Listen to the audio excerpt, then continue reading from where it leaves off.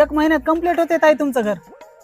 मग तर लय बरं झालं बघा गुत्तेदार. पाण्या पावसाचं जरा लवकर होईल तेवढं बरं आहे बघा.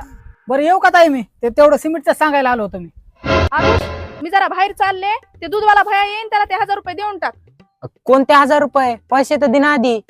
अरे ते काय तुझ्या मांडीपाशी काढून ठेवलेत मी. ते भया येणार आहे म्हणून आधीच काढून ठेवलेत मी. कुठे आहेत पैसे? अरे तिथंच ठेवलेत ना बाबा, मस्करी करू नको. गुत्तेदार यायच्या आधी तिथं नव्हते बसले मी. अरे नाही रे ताई, ते खोटं कशाला बोलून, इथं नाहीत पैसे खरंच. बाई दुष्काळात 13वा महिना, आता कुठे गेले पैसे? ताई, मगाशी आहे ना आपल्या घरातला सोडून बाहेरचा एकच माणूस इथं बसलेला होता, तो म्हणजे तो गुत्तेदार. तो काही म्हण ते 1000 रुपये त्यानंच घेतलेत. हो मम्मी. गुत्तेदार नाही रे पोरांनो, इमानदार माणूस आहे ते. अरे कशाचा इमानदार ताई? तो किती इमानदार आहे आपण आता प्रूफ करू. एक काम कर, त्याला फोन लाव, इथं बोलव, आणि तो इथं आला की त्याला म्हणावं ह्या हप्त्याचं पेमेंट घेऊन जा, मला आज गावाला जायचंय.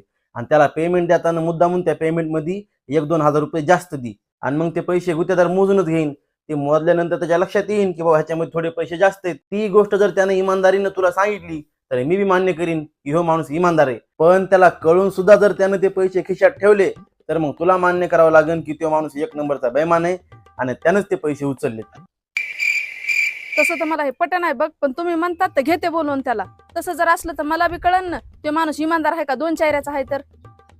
हॅलो ताई घ्या गुत्तेदार त्या हप्त्याचं पेमेंट.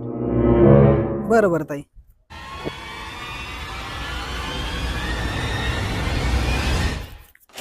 बरं येऊ का ताई?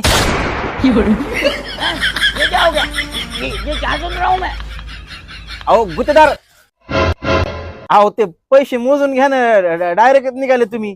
आहे का? आता पैसे मोजून घ्यायची काय गरज आहे? त्यांना मी बहीण मानतोय आणि त्या कशा कमी जास्त करतील पैसे? नाही नाही, आहे ताई इमानदारच आहे. मला गडबड आहे, मी येतो.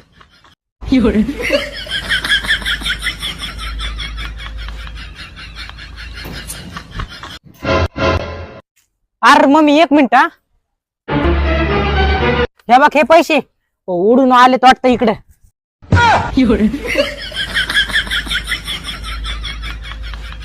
बघ बरं इथंच पडलेत पैसे. उगाच त्या माणसावर डाऊट घेतला का नाही? आता त्या गुत्तेदाराला आगाव दिलेले पैसे तू दे मला.